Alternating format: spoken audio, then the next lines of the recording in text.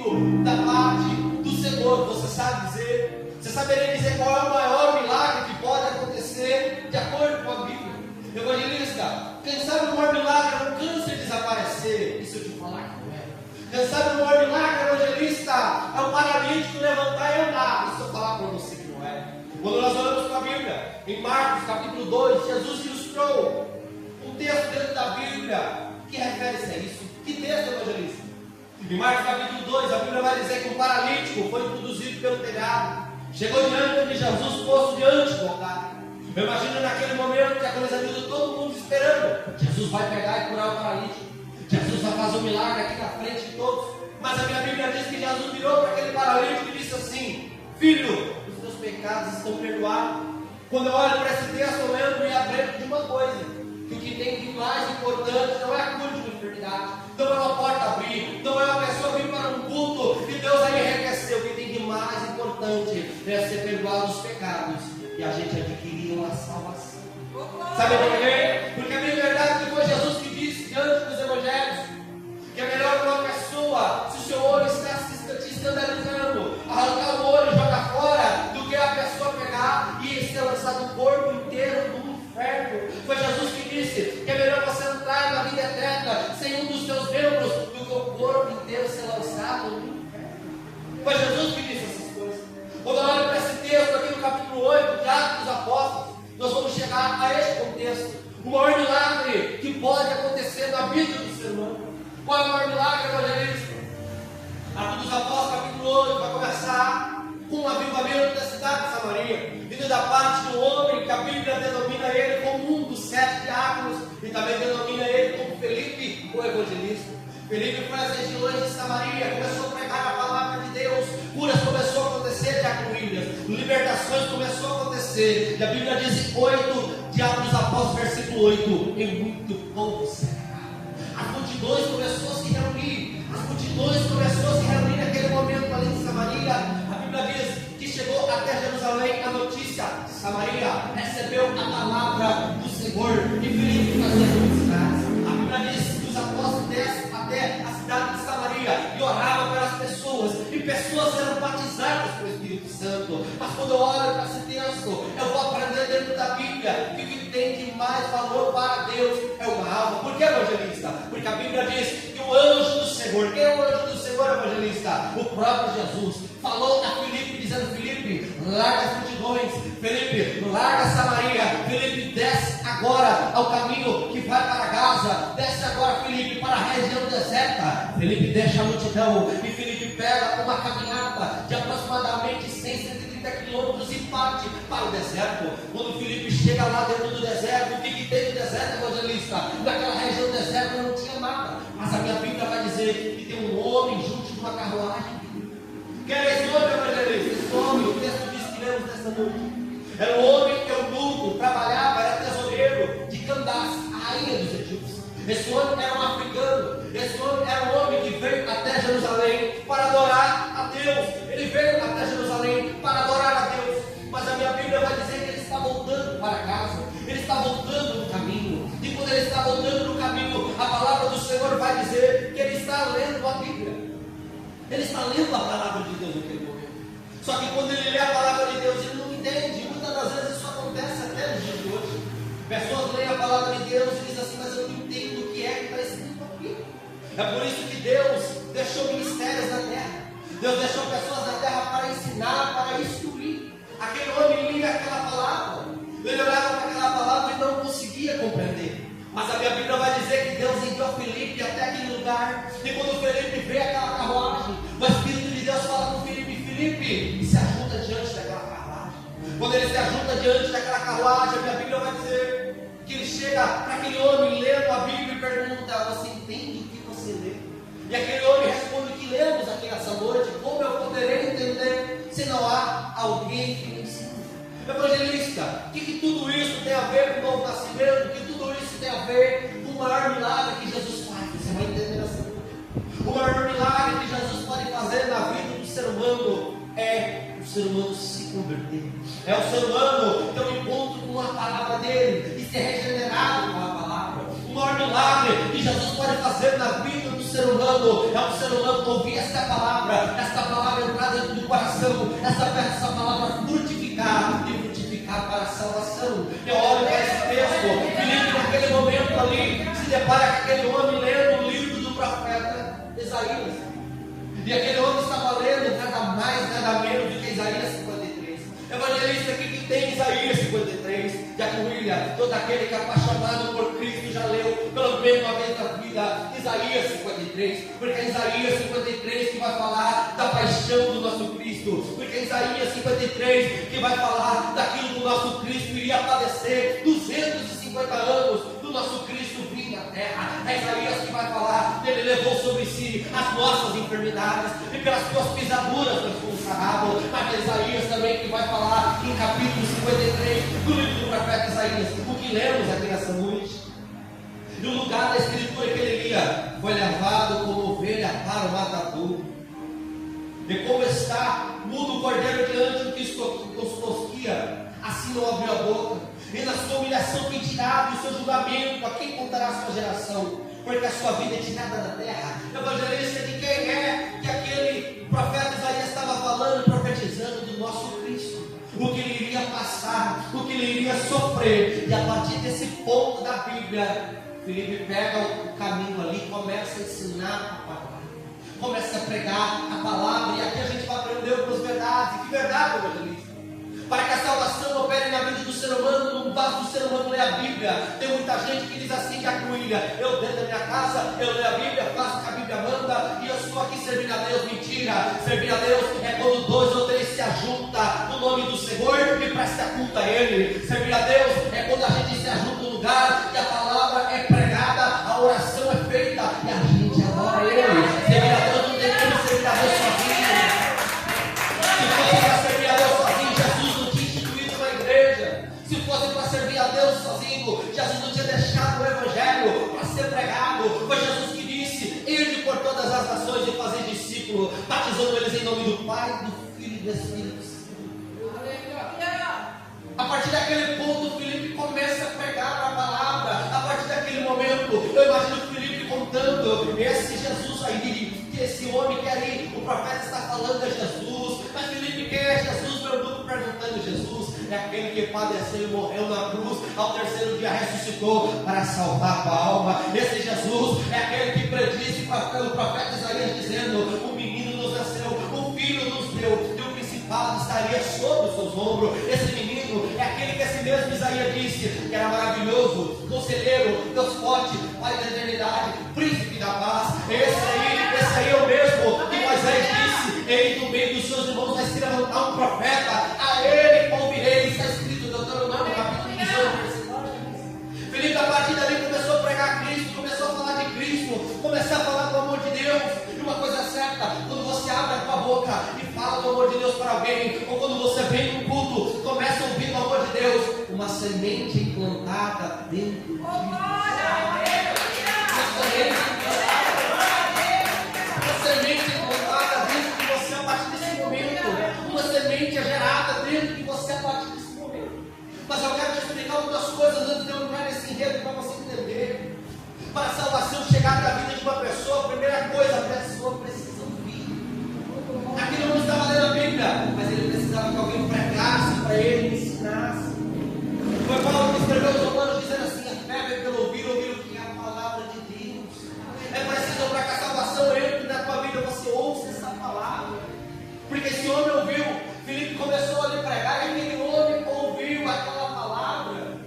E não foi uma palavra que entrou no ouvido e saiu no outro de Acuília, foi uma palavra que desceu no coração. Aleluia! Foi uma palavra que desceu no coração, e quando essa palavra entra dentro de nós, entra no nosso coração, uma coisa certa. É como Jesus, quando ele nos falou a parábola em Marcos capítulo 4, sobre a parábola do semeador, contou sobre a semente que caiu na beira do caminho, contou sobre a semente que caiu no meio das pedras, contou sobre a semente que caiu no meio dos espinhos, mas contou também da semente que caiu em boa. Uma vez ouvindo essa palavra e dando crédito nessa palavra, ela foi gerada dentro de você, foi colocada dentro de você, e essa palavra vai ter que nascer.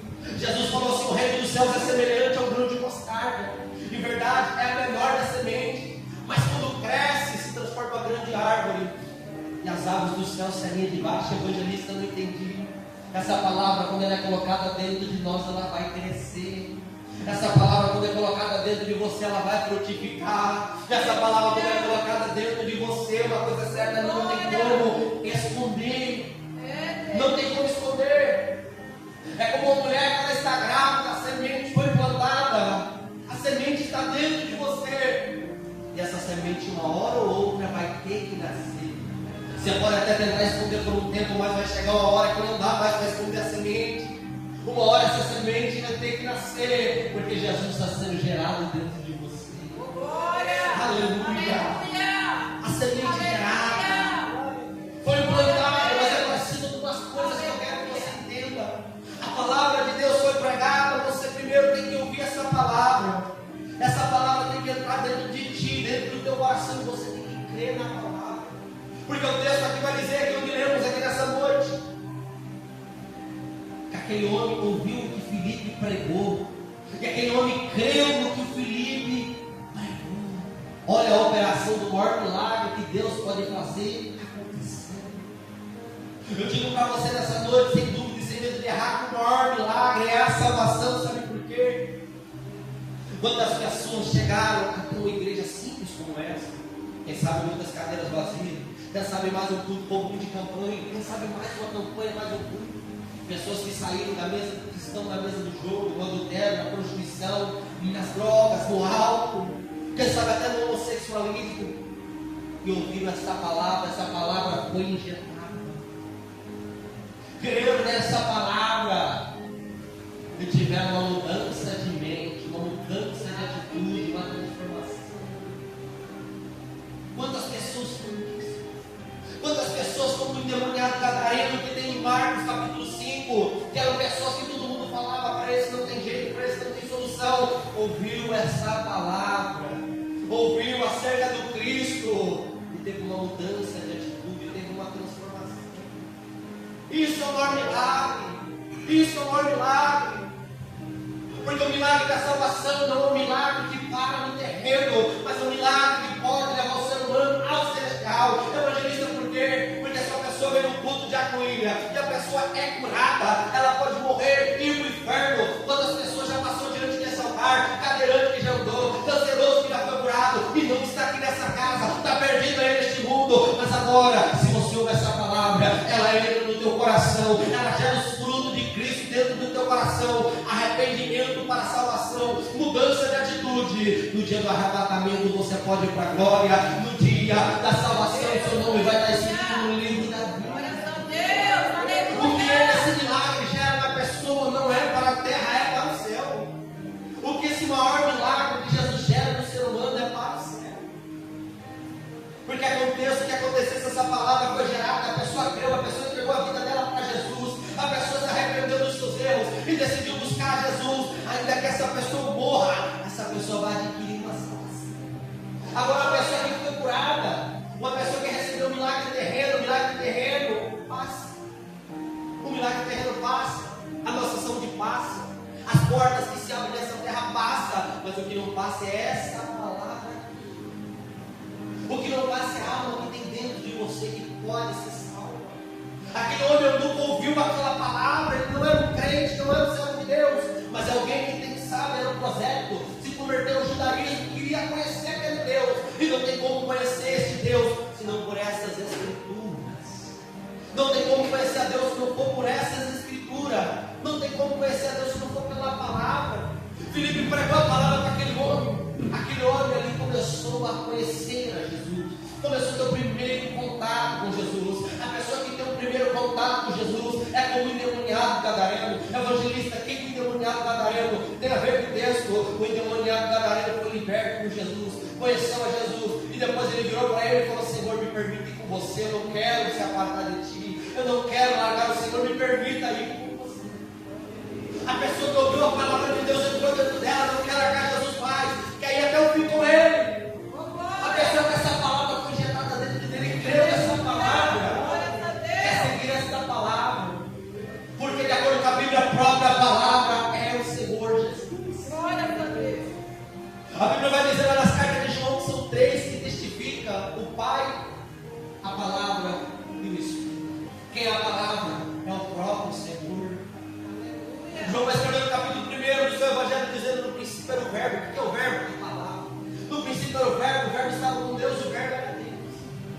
O Verbo se fez em carne, que é o Verbo, a palavra se fez em carne. O Cristo que essa palavra fala se fez em carne para salvar eu e você. E aí aquele eunuco está ouvindo falar desse Cristo, está ouvindo falar da paixão de Cristo, está ouvindo falar que ele recebeu uma coroa de espinho, está ouvindo falar ali que ele foi chicoteado pelo azorrague, está ouvindo ele ali falar que esse Cristo às 3 horas da tarde deu um brado em cima da cruz, dizendo: Pai, a ti entrego o meu Espírito, e se expirou. Mas também o terceiro dia, despontando o terceiro dia, quando as mulheres foram até o sepulcro, não encontraram o corpo do morto, porque o meu Cristo não está morto, o meu Cristo está vivo e à direita de Deus. Aleluia! Louvado seja o nome de Deus. Aquele eunuco está estudando ali falar acerca de Jesus. Não tem como escutar acerca de Jesus e não ter um encontro com Ele. Não tem como escutar acerca de Jesus e voltar para casa ser o mesmo homem, ser a mesma mulher. Não tem como escutar acerca de Jesus e voltar para casa tendo os mesmos erros, as mesmas atitudes. Mas aquele que escuta de Jesus quer seguir a Ele. Porque o que Jesus tem para nos entregar é melhor do que o esse mundo tem para nos entregar. O que esse mundo tem para te entregar merece. O que Jesus tem para te entregar é uma vida eterna. Oh, glória! Quantos creem que Jesus tem uma vida eterna para te entregar? Oh, glória! Aquele mundo está tentando falar de Jesus, uma palavra de Deus entregada, e você crê nessa palavra, ela gera um efeito dentro de você. Ela gera um efeito dentro de você para a vida eterna. Mas tem certas coisas que precisam acontecer na terra, e você vai entender. Primeiro, a pessoa ouve a palavra do Senhor. Quando ela ouve a palavra de Deus, ela crê na palavra do Senhor. A palavra entra dentro dela e começa a ser gerada. Só que quando a palavra entra dentro dela e começa a ser gerada, frutos precisam nascer. Frutos precisam nascer. E qual é um dos frutos que precisa nascer? O primeiro fruto é o batismo. O texto aqui vai dizer aquilo nessa noite, para você não dizer que eu estou saindo do texto. Aquele homem ouviu falar de Jesus. Ouviu falar acerca do batismo que era necessário para o arrependimento, em nome do Pai, do Filho e do Espírito Santo. Aquele homem diante do caminho do Filipe pregando. Imagina já incluir a Filipe na metade do sermão, pregando para aquele homem. Aquele homem viu ali uma poça d'água, viu ali um pouco de água na beira do caminho, naquele lugar deserto. Naquele momento o coração dele ardeu. Naquele momento o coração dele ardeu, evangelista, porque ardeu. Porque quando ele viu a água, ele enxergou: eis a minha oportunidade de adquirir a minha salvação. Glória! O coração dele ardeu quando viu aquela água, como se estivesse vendo o próprio Cristo, porque os frutos da palavra nasceram. É preciso a pessoa ouvir a palavra, aquela palavra, e a pessoa descer as águas do batismo, para que haja por completo a mudança ali de vida naquele momento ali. Evangelista, mas se a pessoa não se batizar, ela não vai ser salva. Diante da Bíblia, a gente tem um caso de uma pessoa aqui que morreu, não se batizou, mas foi salva. A primeira pessoa, ser humano, que entrou no reino dos céus, quem foi esse? Se você abrir em Lucas 23, dos versos 44 em diante, você vai ver quem foi essa pessoa, o ladrão que estava em cima da cruz. Mas uma coisa é certa: se você tem a oportunidade de se batizar e você não se batizar, você pode acontecer de perder a sua salvação. Aquele homem estava ali alguns minutos antes da morte. Ele creu em Jesus, ele se arrependeu, por isso que Jesus virou para ele e falou: hoje estarás comigo no paraíso. Mas agora eu e você saberemos se nós teremos essa oportunidade no dia de amanhã. A Bíblia diz em Tiago que se alguém pode fazer o bem, não faz lá perto. Se você tem a oportunidade de se batizar e não se batiza, o que será da sua salvação? Se você tem a oportunidade de se batizar, você deve se batizar e não ficar deixando para frente. O bispo conta, talvez ele já falou muitas vezes aqui já comigo, acerca do homem que toda vez que tinha um batismo, o pastor da igreja chegava a ele e falava: fulano, você vai batizar? Não, ainda não estou preparado, ainda não, deixa para a próxima vez, e indo até que um dia ele decidiu: hoje eu vou me batizar, desse batismo agora eu vou. Quando chegou na noite do dia do batismo, ele morreu. Não teve a oportunidade. Eu te pergunto: será que ele se salvou? Se você tem a oportunidade, você deve cumprir com a justiça de Deus. Naquele momento ali, aquele eunuco viu a poça de água. Quando ele viu a poça de água, aquele pé de água, naquele oportunidade de adquirir a minha salvação. É a minha oportunidade de morrer para o mundo e nascer para Cristo. É preciso ouvir a palavra. É preciso crer na palavra. E é preciso descer as águas do batismo, para que seja uma ela completa. Evangelista, o que é o batismo? O batismo, em primeiro lugar, a pessoa desce ali no manufado, cheio de pecado, cheio de erro, com todos os pecados da vida na água. Sepulta ali os pecados. E ela se levanta da água, um novo homem, uma nova mulher. Mas isso não acontece por causa da água. Isso acontece por causa da obra do Espírito Santo dentro de você. Quando nós ouvimos essa palavra, é o Espírito Santo que começa a agir. É o Espírito Santo que fala na boca do pregador. É o Espírito Santo que esquenta o teu coração, te convence da justiça, do juízo, do pecado, dos seus pecados. Quando você ouve alguém pregar, o Espírito Santo vai te convencendo. Você precisa largar esse erro, largar essa falha. Você precisa entender que você precisa de Jesus. Você precisa entender que você precisa de um Salvador. Você precisa entender que é necessário entregar a sua vida enquanto ainda dá tempo. É o Espírito Santo que vai fazer essa obra dentro de você. Olha que ela é perfeita. Aí a pessoa vem e decide no seu coração se batizar. E o que é o batismo, evangelista? É um ato público de fé. Você está cumprindo com a justiça de Deus. O batismo começa dentro do seu coração, não lá na água. O batismo começa dentro de você. Jesus, certa feita, recebeu uma visita de noite, que é a coisa dele, um homem chamado Nicodemos. Nicodemos era um homem que entendia de Bíblia, quem sabe mais de todo mundo que está aqui dentro. Entendia do Antigo Testamento, de cabo a rabo, como diz o povo. Mas um homem que entendia de coisas terrenas e da letra, mas não entendia das coisas do céu. Porque a minha Bíblia vai dizer que quando ele chega no diálogo com Jesus e fala assim: Senhor, pensei que tu és mestre vindo de Deus. Ninguém pode fazer esses sinais se Deus não for com ele. Jesus já dá uma nele. Primeira, aquele que não nascer de novo não pode ver o reino de Deus. Opa, como assim? Nicodemos não entendeu nada. Como assim nascer de novo? Será que eu tenho que pegar e entrar no peito da minha mãe e nascer de novo, sendo velho? Jesus dá outra nele. Aquele que não nascer da água e do Espírito não pode ver o reino de Deus. É preciso para entrar no reino dos céus a pessoa nascer de novo, ter um novo nascimento. Como é o novo nascimento? O novo nascimento começa com você ouvindo a palavra, crendo na palavra, o Espírito Santo trabalhando dentro de você, e dentro de você achando espaço de arrependimento. Se você abrir a sua Bíblia em 2 Coríntios capítulo 7, os versos 8, 9 e 10, você abre. A tristeza segundo Deus e a tristeza segundo os homens. O que é essas duas coisas? Vou traduzir para o português reto e claro: arrependimento e remorso. O arrependimento é que leva à salvação, o remorso leva à morte. Quando assim, evangelista, você ouve a palavra de Deus e sabe que é necessário entregar a vida para Jesus e se arrepender dos seus erros, e você realmente se arrepende, tristeza segundo Deus opera a salvação, você alcança a salvação. Mas agora essa pessoa ouviu a palavra, sabe que ela está errada, sabe que ela falou, sabe que fez isso e aquilo, precisa se arrepender, mas só tem um remorso, não muda de atitude, isso aí opera a morte. A pessoa não adquire a salvação. É preciso ouvir essa palavra e se arrepender de todo o coração. Evangelista, o que é o arrependimento? O arrependimento tem dois significados. O arrependimento, todavia, significa mudança de direção, mudança de mente, mudança de atitude.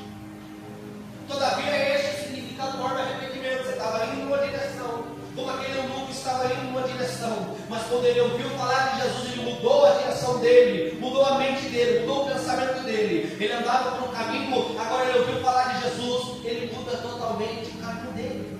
Assim que acontece com pessoas quando vêm para a igreja. Lá fora podia ter um testemunho terrível, lá fora podia ser uma pessoa que tinha um testemunho terrível, mas quando ela se encontrou com Jesus, o caminho mudou, a atitude mudou. Essa palavra foi injetada dentro de você uma vez, vai gerar mudança. Não tem como essa palavra ser injetada dentro de você, você continuar igual, com as mesmas atitudes, com as mesmas falhas. Porque essa palavra, ela tem poder para mudar qualquer ser humano. Alguém pode falar assim: esse daí não tem jeito, esse daí não tem solução. Mas se você abrisse o livro do profeta Isaías, ou se você abrisse na pregação de João, que está nos evangelhos, você ia ver dizendo assim: tudo aquilo que aos caminhos tortuosos, o Senhor aplainará, endireitará. O Senhor é especialista em endireitar aquilo que está torto. O Senhor é especialista em colocar no caminho reto aquilo que está em caminhos tortuosos. Mas para isso precisa ouvir essa palavra, crer nessa palavra, se pregar essa palavra de todo o seu coração. Sabe por quê? É possível o homem enganar qualquer um nessa terra, menos a Deus. Quem enganará o Senhor? Paulo vai escrever aos Coríntios dizendo assim: quem conheceu a mente do Senhor? Não tem como enganar a Deus. Deus sabe quando o ser humano está fazendo de todo o coração, quando o ser humano se arrependeu de todo o coração, ou somente de boca, somente de remorso. O arrependimento precisa de atitude, de mudança, de atitude, de transformação. E o arrependimento vai operar uma nova vida, uma nova criatura, novas atitudes. Se andava falhando, errando, fazendo isso e aquilo, a partir de agora não vai fazer isso. Se andava fazendo algo de errado, a partir de agora vai ter mudança. Por quê? Porque o arrependimento, a palavra, a salvação. Foi o que aconteceu um dia dentro da casa de Zaqueu. Zaqueu, quando a palavra viva, Jesus entrou dentro da casa dele, pregou dentro da casa dele, falou do reino dos céus, ele teve uma mudança de atitude. Ele disse: a partir de agora, todo aquele que eu roubei eu devolvo 4 vezes mais. A partir de agora, se alguém eu tenho defraudado, eu devolvo. A partir de agora eu não quero mais saber dessa riqueza, porque eu conheci Jesus e eu tive uma mudança de vida. O que Jesus falou? Hoje chegou salvação a essa. Aquele eunuco viu aquela água, ele virou para Filipe e disse: Filipe, eis aí a água, o que me impede de ser batizado? E a Bíblia vai dizer ali que Filipe respondeu para ele: se você crer de todo o teu coração, nada te impede. É preciso crer no seu coração, crer em Jesus, aquilo que Ele pode fazer, aquilo que Ele pode operar. Crer que diante de Jesus tem sempre uma porta aberta para você, a porta da salvação, a porta da graça. O maior milagre é esse, a salvação. O maior milagre é esse. E através de você, Jesus pode operar muito mais. Porque entenda uma coisa: Jesus nunca faz um milagre à toa. Para pensar nesse texto. Jesus levou Filipe até um homem africano que estava no território de Jerusalém, do deserto de Gaza. Por que Jesus levou ele até aquele homem? Será que aquele homem era mais importante que todos os outros? Já comigo. Ou através daquele homem muitas outras almas poderiam ser salvas? O pregador não entendia: através de você a sua casa pode ser salva, através de você a sua família pode ser salva, através de você aqueles que trabalham com você pode ser salva, porque Deus salva você para te plantar no lugar, para você frutificar e alcançar outras pessoas. É mais ou menos assim que funciona a salvação. Jesus me levantou para que aonde eu passar, outras pessoas conheçam a palavra. E Jesus te levanta para que aonde você passar, outras pessoas conheçam a palavra e o evangelho do reino seja multiplicado. É necessário que mais pessoas se encontrem com essa palavra. É necessário que a gente não negocie o evangelho, a palavra que está caminhando com a gente. Essa palavra está dentro de nós e tem que andar conosco onde a gente passa. E a gente tem que ganhar mais almas para o reino de Deus. Esse é o maior milagre que Jesus fez. Em poucos minutos aqui nessa noite eu contei para vocês acerca do maior milagre. O maior milagre é a salvação. O maior milagre é a regeneração. E para mim terminar nessa noite, a Bíblia vai dizer que Filipe desceu até aquela água, não sei se era um córrego, se era uma poça d'água, ali no meio daquela região deserta. Desceu aquele homem na água e levantou. E quando aquele homem foi batizado, a Bíblia diz que Filipe foi arrebatado pelo Senhor e levado para os outros. Só que agora aquele eunuco, etíope, saiu da água toda alegre, porque a maior alegria que se tem nessa terra não é a alegria que dá o dinheiro, não é a alegria que dá os filhos, os netos, o marido, a família. A maior alegria que tem nessa terra não é abrir a porta da faculdade, a porta do emprego e das empresas. A maior alegria que tem nessa terra é a salvação. A maior alegria que tem nessa terra é o céu dentro de nós. A maior alegria que tem nessa terra é as coisas do céu. Que Deus possa te abençoar poderosamente com essas coisas da palavra. Guarda isso no teu coração. Nós estamos no último dia dessa campanha e eu creio que grandes coisas o Senhor tem feito e há de continuar fazendo. Mas guarda no teu coração. Se nada acontecer na sua vida, o mais importante é o céu. O mais importante é a glória. O mais importante é o nosso nome escrito no livro da vida. Jesus nos enviou com seus discípulos e enviou eles de 2 em 2 para fazer a obra de Deus. Já coisa nenhuma. Mandou eles curar os enfermos, expulsar os demônios, limpar os leprosos, ressuscitar os mortos. Eles voltaram toda alegre, dizendo: Senhor, do teu nome os espíritos imundos se sujeitam a nós. Jesus virou para eles e disse: não se alegre porque os demônios se sujeitam a vocês. Não se alegre porque as enfermidades diante de vocês estão sendo curadas no meu nome. Mas antes se alegrar porque o nome de vocês está escrito nos céus. Glória a Deus. Que Deus te abençoe. Em nome de Jesus. A maior alegria é a salvação. A maior alegria é o céu. A maior alegria é Jesus. Amém? Deus possa abençoar a sua vida. Em nome daquele que vive e reina para sempre. Nós vamos colocar de pé em nome de Jesus Cristo. Nós vamos fazer uma oração em nome de Jesus Cristo.